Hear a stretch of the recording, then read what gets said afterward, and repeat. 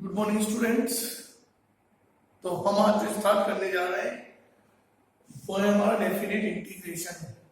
अब तक जो हमने पढ़ा 20 लेक्चर्स वो पढ़े थे बेटा इंडेफिनिट इंटीग्रेशन जो कि मेन पार्ट है। देन आज से शुरू करने जा रहे हैं हमारा डेफिनेट इंटीग्रेशन। सब कुछ अकॉर्डिंग टू इंडेफिनिट होगा। जो अब तक करा था वो ऐसे था कि एक फंक्शन होता था f(x) dx और इसे सॉल्व करते थे तो इसका आंसर आता था f(x + c)। क्लियर? इसको सॉल्व करने के हमारे खूब सारा अलग अलग तरीके थे, डायरेक्ट फॉर्मूले बेस्ड, देन फिर सब्स्टिट्यूशनल मेथड, खूब सारी format, PSM, PFM, at the end by parts. अब भी काम यही होगा, f(x) dx आंसर भी वही आएगा, f(x) तरीके भी वही होंगे, बस यहाँ पे लिमिट और लग जाती है a to b। ये कहलाती है लोअर लिमिट, ये कहलाती है अपर लिमिट। तो इंटीग्रेशन करने के तरीके, पैटर्न्स वही मेंशन होंगे। ये लिमिट यहाँ आ जाएगी a to b। तो जब सोल्व हो जाएगा उसके बाद हम x की जगह पहले पुट कराते हैं upper limit fb minus f of a। तो एट द एंड हम लिमिट्स पुट करते हैं। तरीके, मेथड, फॉर्मूलेशन, पैटर्न सब सेम। क्लियर? फॉर एग्जांपल जैसे हमने इंटीग्रेशन लिखा, यहां लिख दिया बेटा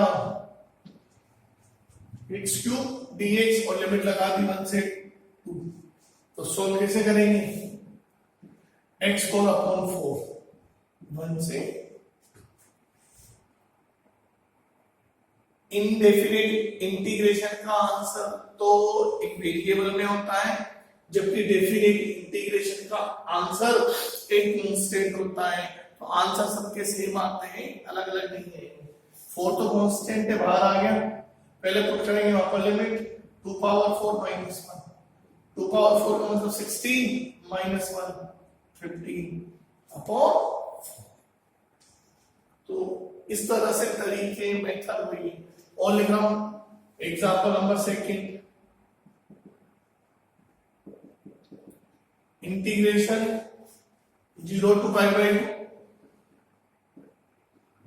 cos x dx upon 1 + sin²x। अब हम अगर इसको हटा दें तो इसको सॉल्व करना जानते हैं। कैसे? इसे टी पुट कर दे तो ऊपर वाला इसका डिफरेंशिएशन है, पुट sin x = t। तो इसका डिफरेंशिएशन क्या हो जाएगा? cos x dx = clear? अब ध्यान रखना, जब भी आप t पुट करो इसकी लिमिट को भी मत दो, क्योंकि बेटा अभी जो ये लिमिट्स है वो x के रेस्पेक्ट की है। जब फंक्शन t में बदलेगा, इंटीग्रल t में बदलेगा, तो लिमिट को भी t के रेस्पेक्ट में लिखा जाता है। तो जब भी सब्स्टिट्यूशनल मेथड यूज करें, when use the substitutional method, then limit change when x = 0, then t = sin 0। किससे चेंज होगी लिमिट? जिसे हमने सब्स्टिट्यूट किया है उसी से। when x tends to π/2, then t = sin π/2 और sin π/2 1। तो इंटीग्रल क्या बन जाएगा? 0 पे तो 0 और π/2 पर 1 dt अपॉन 1 + t²। कंफर्म? और ये हमारा फॉर्मूला है tan इनवर्स t 0 to 1। अब जब हमने इसकी चेंज कर ली लिमिट, तो इस t की वैल्यू को दोबारा पुट कर देना, तो लिमिट t में आ गया, अब सीधा लिमिट पुट। तो tan inverse 1 minus tan inverse 0। हम जानते हैं कि tan में 1 क्या होता है? π/4। तो इस तरह से हम सब्स्टिट्यूशनल मेथड को यूज कराते हैं। और देखिए example number 3, integration x e⁻x dx 1 से 2। x e⁻x dx क्या लगेगा? By parts, first second. तो by parts method integration by parts में था, तो बेटा सारे पैटर्न उसी तरह से यूज होने। क्या फॉर्मूला था? First integration of second minus differentiation of first integration of second और होल इंटीग्रेशन। ठीक, ये बाई पार्ट्स लगा दिया। अब ध्यान रखना, तो ये जो लिमिट है पहले इससे पहले तो ब्रैकेट बना के लगाना, पहले हिस्से पे तो ब्रैकेट पे लगाना, और जो दूसरा हिस्सा है उस दूसरे हिस्से पे लिमिट इस इंटीग्रेशन पे लगाना। ध्यान रखना गलती ना हो जाए। फर्स्ट वाले हिस्से पर तो लगाएंगे ब्रैकेट पे, और सेकंड वाले हिस्से पे इंटीग्रेशन पे। तो ये क्या हो जाएगा? x dx का dx 1 2 माइनस 1 से 2 x की जगह 1 dx dx, तो x dx 1 से 2 dx का dx। तो बेटा इस तरह से इस बाई पार्ट्स को यूज किया जाएगा। करा दो पर पहले क्या अपन कराएंगे? अपन limit 2 into e power 2 minus 1 into e power 1 minus e power 2 e power, तो कितना हो जाएगा? 2e2 minus e2 minus minus plus।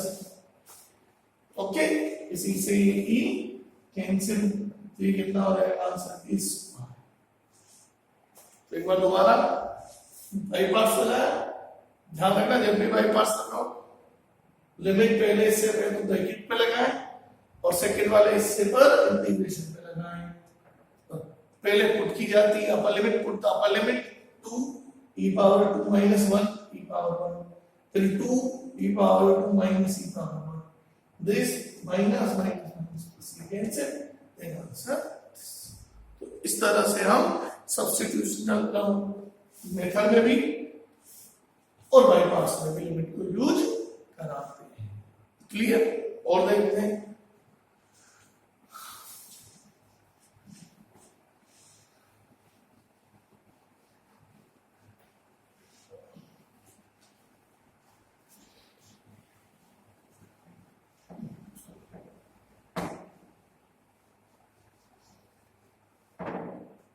और देखिए example number 4, integration 0 to infinite x square a square x square b square।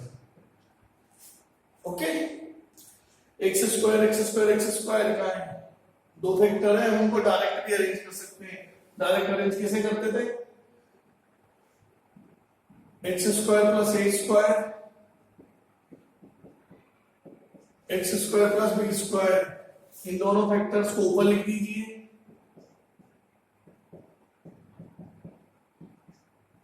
इन दोनों factors को ऊपर लिख दीजिए। हमें एक्स स्क्वायर को बचाना है, कांस्टेंट को हटाना है। तो a स्क्वायर को हटाने के लिए b स्क्वायर से मल्टीप्लाई और b स्क्वायर को हटाने के लिए a स्क्वायर से मल्टीप्लाई, और दोनों को माइनस करा दीजिए। तो जब इसका मल्टीप्लाई करेंगे तो ये हो जाएगा a स्क्वायर b स्क्वायर, ये भी minus a square b square जब कैंसिल, ये हो जाएगा b स्क्वायर x स्क्वायर, और ये हो जाएगा a square x square. x square common आएगा तो क्या बचेगा? b square minus a square, जो कि कांस्टेंट है, उसका यहाँ डिवाइड करा दो 0 to infinite। तो इन अपॉन में ये दो फैक्टर्स लिखे हुए हैं, तो हम उन्हें सीधा भी अरेंज कर सकते हैं इस तरह से। समझ गए? सिमिलर क्वेश्चन ऐसे भी बन सकता है, integration 0 to infinite 1 upon x square plus a square x square plus b square, ऐसे भी बन सकता है। तो फिर क्या होगा? ये सीधे दोनों वेक्टर के बीच में क्या आ जाएगा? माइनस, फिर इनको मल्टीप्लाई कराने की जरूरत नहीं। देन आगे सॉल्व करें। 0 to infinite अलग अलग सेपरेशन कर दें। b square this upon this cut ही जाएगा, a square this upon this. Okay, then integrate, क्या हो जाएगा इसका इंटीग्रेशन? b स्क्वायर तो कांस्टेंट है, 1 upon b tan inverse x upon b, a square 1 upon a tan inverse x upon a, और 0 to infinite. b से b cancel, a से a cancel, और put the limit, first of all put the upper limit 1 upon b square a square b tan inverse infinite a tan inverse infinite minus 0 रखेंगे 0 बोलो, तो 1 upon b square minus a square b pi by 2 a by 1 upon इसके factor कर दीजिए b minus a b plus a, इसमें से pi by 2 common, it is a b minus a, b minus a से b minus a cancel out, तो ये क्या हो जाएगा आपका pi upon 2 a plus b। Okay, similar same type का क्वेश्चन ये वाला, तो सेम वही फंडे यूज हो रहे हैं फिलहाल। और देखिए example number 6, integration 0 to pi by 2 sin x cos x upon sin 2x। Okay, तो ये हमारी स्टैंडर्ड फॉर्मेट थी। इसे सॉल्व कराने के लिए क्या तरीका होता था, ऊपर जो लिखा है उसका अपोजिट साइड, ऊपर वाले का opposite side sin x minus cos x, sin x minus cos x, इसका स्क्वायर खोलो, ये बनेगा, ठीक। यहाँ लेके चलते हैं माइनस, यहाँ लेके चलते हैं प्लस, ये हो जाएगा प्लस, इससे sin 2x, sin 2x 1 minus sin x plus cos x square. फिर से रिपीट कर रहा हूं, यहाँ जो अपोजिट साइन है उसका अपोजिट साइन लिया, इसका स्क्वायर खोला तो sin square plus cos square plus 2 sin x cos x, इससे हमने sin 2x की वैल्यू बनाई, sin 2x की वैल्यू क्या बनेगी, sin x plus cos x square minus 1, इसे सब्स्टिट्यूट कर दीजिए, 0 to pi by 2 sin x minus cos x upon sin 2x की जगह sin x plus cos x square minus, clear. और put sin x plus cos x equal to d, तो इसका differentiation cos x minus sin x dx equal to dt, इसमें से minus common ले लो, तो sin x minus cos x dx equal to minus, clear. और जब t में put करेंगे तो इसकी हम लिमिट को चेंज करेंगे, यहाँ 0 से पाई बाय 2 की जगह पाई बाय 4 कर लीजिए, when x equal to 0 then t equal to sin 0 0 cos 0 1, और when x equal to pi by 4 then p बराबर sin pi by 4 1 by 2 1 by 2, that is a,